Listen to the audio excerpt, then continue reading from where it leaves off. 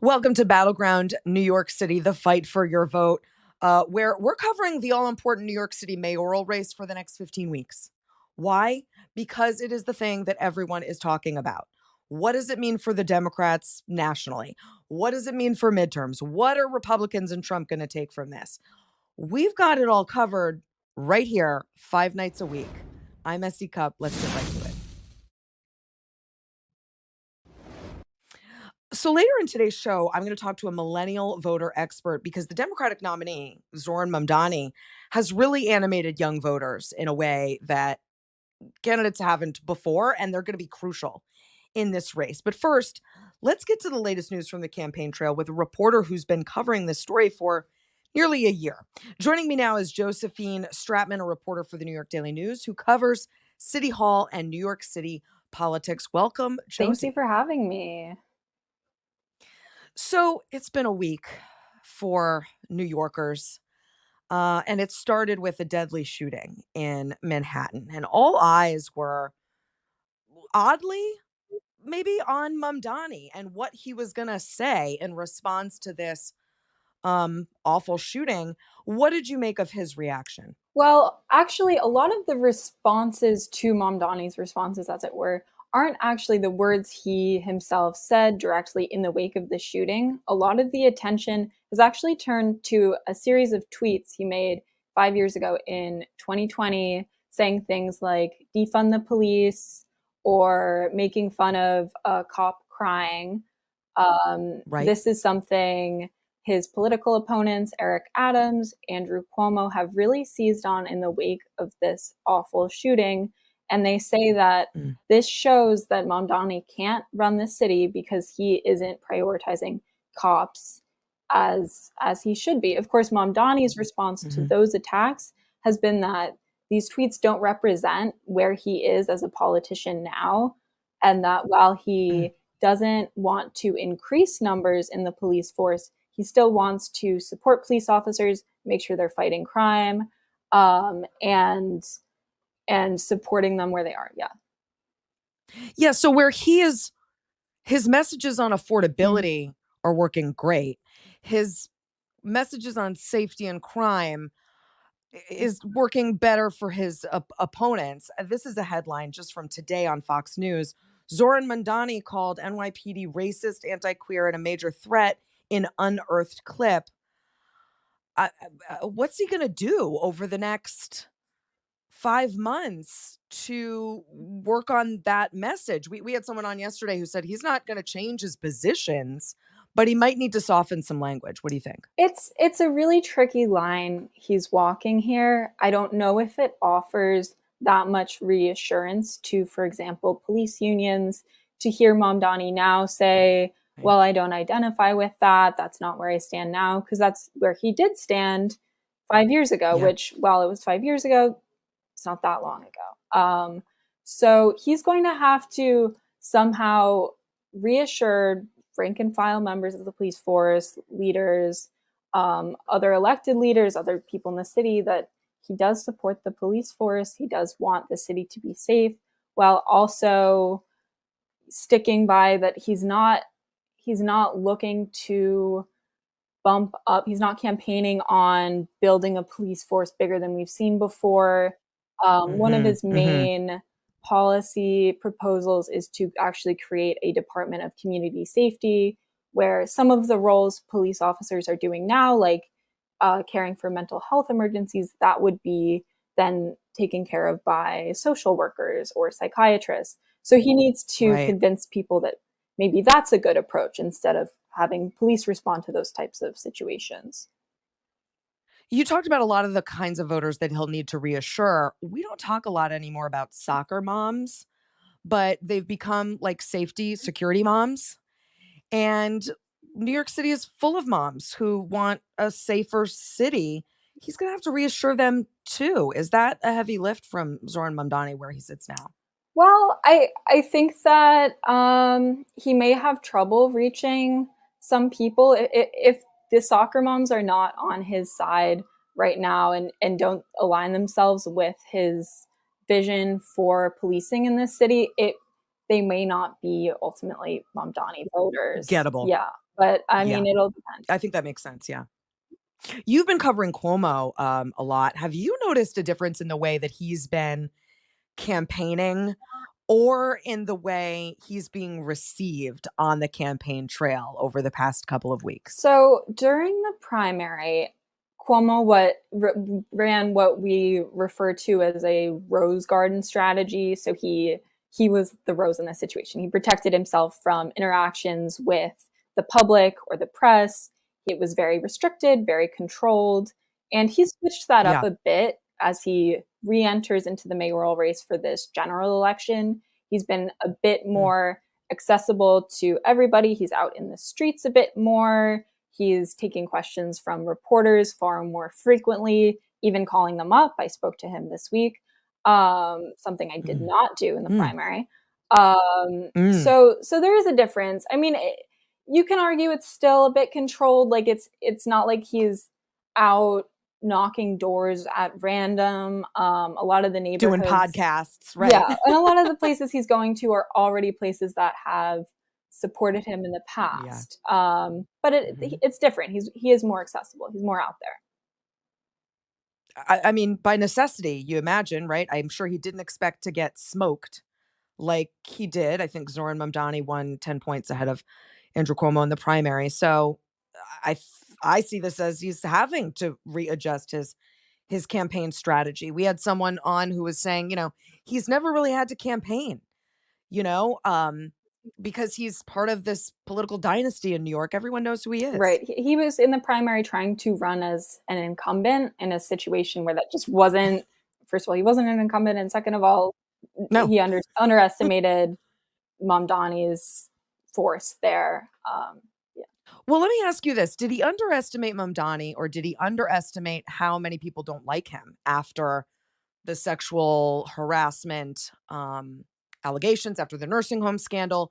Like, was it a combination of both or really is it just Mamdani's I rise? do think it's a bit of a combination. I'm not honestly sure how much resonance the sexual harassment claims had here. I think they happened a long time ago, and there's been a bit of a pendulum swing socially from the Me Too movement to now. I think, frankly, a lot of the public cares less. But he he also is kind of maybe seen as like the old guard. He was governor for a long time, Yeah. and New Yorkers may want to change. So they went to Mamdani in the primary. New reports this week show that at least five groups are trying to raise money to oppose Mamdani, comprised of real estate moguls and financiers. One of them says, our goal is anybody but Mamdani. Another one says, fighting Mamdani is expensive, but allowing him to win will cost you more. How effective do you think this is going to be? You cover this race, you know New York voters. Could it actually help Mamdani if it looks like it's him against the It billionaires? absolutely could. It helped him in the primary. He's running as a populist candidate with the support of everyday New Yorkers. And it may actually help him to have billionaires and millionaires, like, for example, Bill Ackman, a big Trump supporter, um, Yeah. trying to stop him. The optics may look good for some voters or potential voters.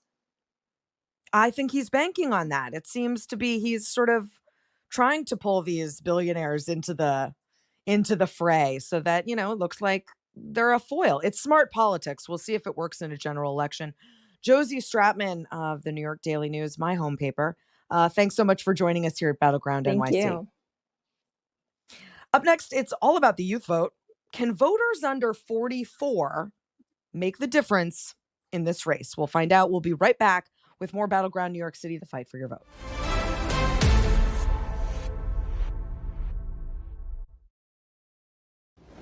City, the fight for your vote, where we're following the New York City mayor race with a laser focus for the next 15 weeks. Zoran Mamdani managed to surprise Democrats by turning out young voters and first time voters. These aren't the voters that every political candidate typically tends to focus on because they're not always reliable voters. Will that pay off for Mamdani? Are there enough young voters in New York City to make the difference? And what can Democrats as a party learn from the way Mamdani is engaging these voters? Joining me now is David Burstein. He's author of Fast Future: How the Millennial Generation is Shaping Our World. Welcome, Great to David. be with you. And I dug this out. Back in 2013, when this book came out, I interviewed you, and I still have my marked up copy I'm of this book. very impressed. I save everything. It was an important message then. It's an important message still. And I'm going to talk to you about where millennials are today versus where they were then. But let's talk about these young voters that Mamdani managed to get. Most campaigns, as I said, target older voters. They're reliable. They're tuned in. They're more gettable. How did Mamdani manage to get so many young voters to turn out for a primary, not even a general, but a primary, which is hard to get anyone to turn out? Well, no, I think you're right on, and it was and is impressive. And the Democratic Party needs to separate out the success of his campaign from whatever feelings people might have about his message or his views, because I do think those are two separate things in this environment. The number one word I would use to describe what Mamdani was able to do is authenticity. The ability in this day and age to be an authentic candidate is something that is extremely hard to come by. And I was reminded of that a little bit watching Kamala Harris last night on Stephen Colbert. And I was just reminded of what a bad format that is for, and I was like, okay, now we see why she wasn't able to win. Try as she might, the authenticity just doesn't come through. And Mamdani is a very, very rare thing, which is someone who has been able to figure out not only how to shape himself into someone who can carry himself with the weight of someone that people could actually see running the city, which I think he was able to do, even if people think he lacks the experience, and someone who was able to seem fun, charismatic, connectable, authentic, relatable to people up and down the spectrum. Real. And, it's funny, your previous guest, Josie, was mentioning, Cuomo and what he's trying to do now. If you look at his Instagram account, he's literally trying to now, it's like someone told him, oh, you should make videos. And he's like, okay, let's make some videos. But it doesn't work. I mean, the difference, so you should put up a side by side of these two things, because it's night and day. Mamdani's out there with things that are funny, that are hooky, that are catchy, that are viral, and Cuomo's out there basically shooting an extended campaign commercial that looks like it could have been made in 2004 of him walking out of a subway station, shaking hands with, the colors of Benetton ads. So I think, that's where it starts. I think the second piece of it is people like what they heard as he was able to go forward. But the authenticity is why you had people who were voting against their own economic interests, right? The West Village, Hudson Yards, these neighborhoods went overwhelmingly for Mamdani. And we know that young finance bros live in these areas and dominate them. But those people were saying, I want something different. I want to shake it up. It might not be perfect, but we can't keep putting people like Andrew Cuomo in office. It is not going to work. I'm reminded of something. I haven't read your book since it came out, but I remember you talking about the native language that millennials were speaking when it came to technology. And when you're talking about Andrew Cuomo, first of all, I didn't even know he had an Instagram account. Second of all, he is not speaking this is not a native language for him, social media, the way it is for Mamdani. And people, I don't think you have to be super young to tell the difference. I'm 46. I can tell the difference, right? I think people can tell the difference when you see a candidate who is not fluent in the language they're trying to speak. Right. Yeah. I mean, the insight people took away from, and I think I say this because it's all relevant in the context of what does it mean for the future Democratic Party, right? That's why you're doing the show. That's why people care about this right now so much. Why, it's not, the insight of 2026 wasn't going on podcasts. It was creating authentic formats for politicians. If Kamala Harris had gone on Joe Rogan, it wouldn't won the election because she would have been terrible on Joe Rogan.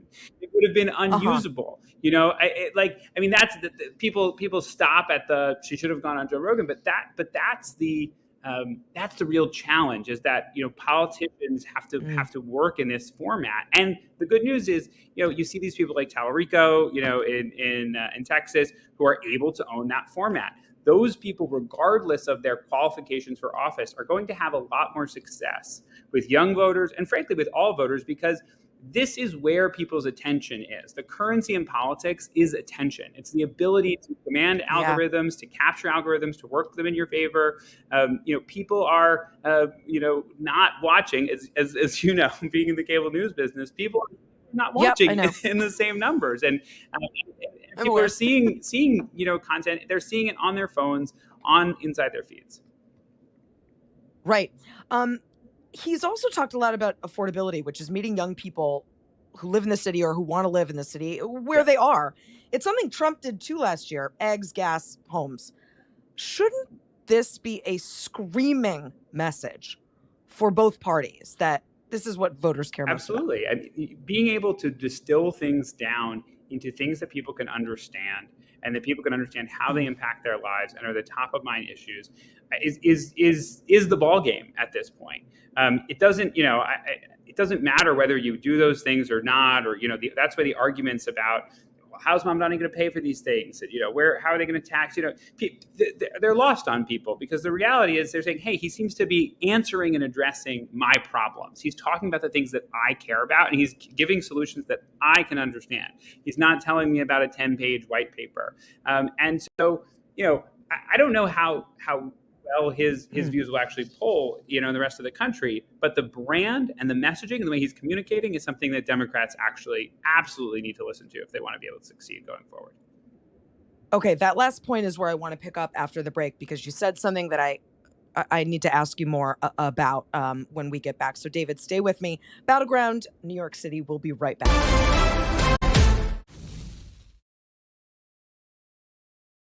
For your vote one more time with David Burstein. He's the author of Fast Future: How the Millennial Generation is Shaping Our World. And before the break, David, you said the conversations about whether Mamdani can deliver on some of these promises, it's not the thing that's mattering to young voters. And I'm so intrigued by that, because I'm practical. You tell me you can do something, I'm already working the wheels in my head. Okay, how?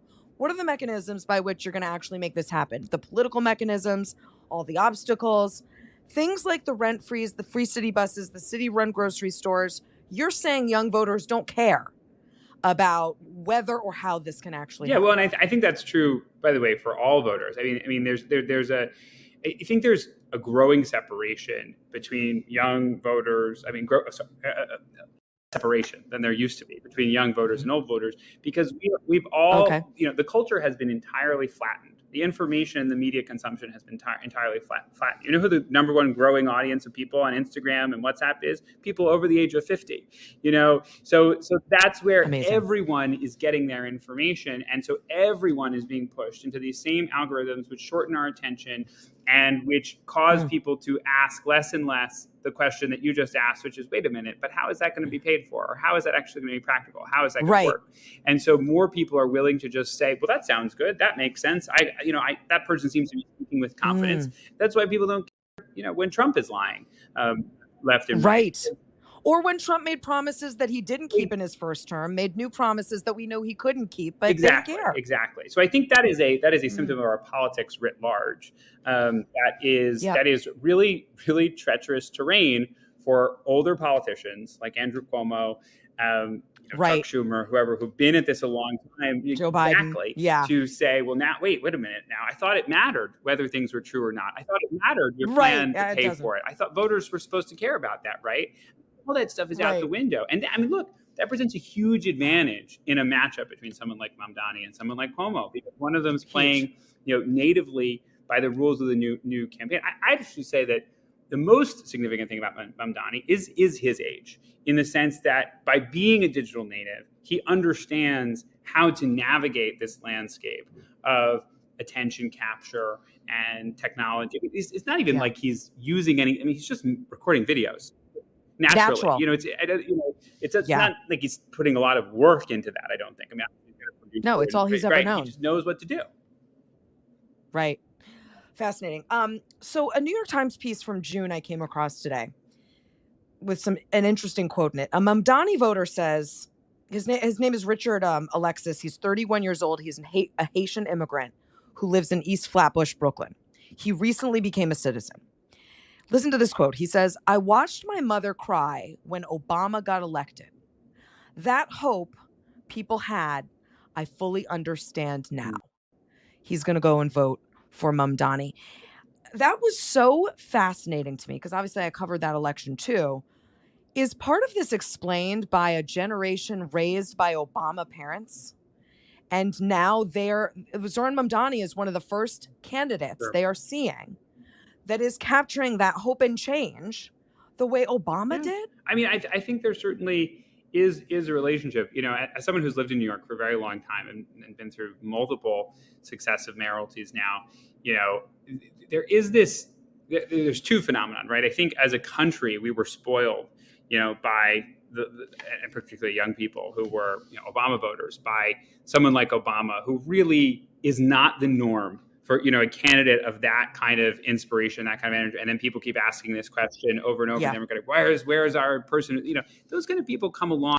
If you look at history, very rarely who are able to mobilize and inspire people at that level. Yeah. But yet we believe, because we experienced that, like that person, you know, like that voter's talking about, that's what we should have. In New York, similarly, frankly, you know, the history of New York is actually many more people like Eric Adams and Bill de Blasio being mayor, who are local Pauls, who are corrupt and have all sorts of incompetent problems, than people like Michael Bloomberg, who are highly competent people with executive experience. But yet, since people in New York experience that and know that Bloomberg, people keep saying, well, why can't we have someone like that who's a high quality, competent executive to run New York, which is like running a large company? So I do think that there is some recalibration, I think, on people's part of what the experience should be like of feeling engagement with a candidate. They're not always going to be the most inspirational people, but in this attention age, if you're not that, I don't know how you survive if you can't dominate the narrative in that kind of way. It's fascinating. I see a potential matchup happening between young voters versus Wall Street. How do you think that's going to inure for Mamdani? Look, I think the reality is, ultimately, if Mamdani becomes mayor, he will have to work with, you know, business leaders. He's not going to. It's a huge part of exactly. New York City. And in order to pay for everything he wants to do, he needs those people to say, I also think, you know, and I know a lot of these people, they talk a big game, you know, I'm going to leave New York, but people have their families and their schools and their lives here. People are not going to suddenly, you know, I mean, a few people will, but it's not like everyone's going to leave and move their headquarters here, or, you know, add to Miami or something. The people who were going to do that did that, you know, five or 10 years ago. So I think, you know, I don't subscribe to the doom and gloom. New York, the fundamentals, both economically, socially, politically, of New York are very, very strong. And you're already seeing it. Mamdani is trying to make this pivot, which is challenging to do, to say, okay, how do I actually make these alliances if I'm going to try to govern all these people while maintaining my authenticity and my integrity? Because if the second he starts seeming to people like he's a sellout who's now, you know, just moving to the center, and, you know, he's best friends with Jamie Dimon and, you know, all these people, I think that doesn't look good, and he starts to lose that support quickly. Tell me, how have millennial voters changed from 2013 when you wrote that book to now, more than 10 years later? How have their political interests changed? You know, I think the generation has become not, I would say, less,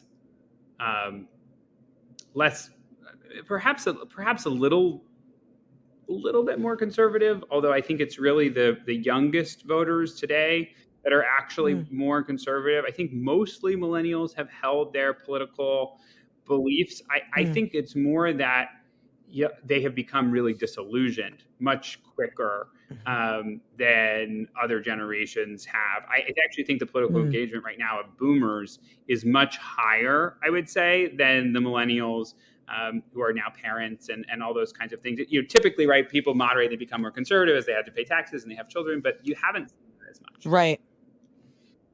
That's so interesting. And I'm so glad you've been charting the course of young voters as long as you have. You're such a great expert on this. And I think they're going to be so crucial in this race. And I don't know that you can nationalize that you can, you know, say that that will be true in every other race going forward in the midterms of the presidential, but certainly in New York City for this mayoral race, with Zohran Mamdani being the presumptive nominee, it's a young person's game. So thanks so much for being here, David. You were the perfect guest.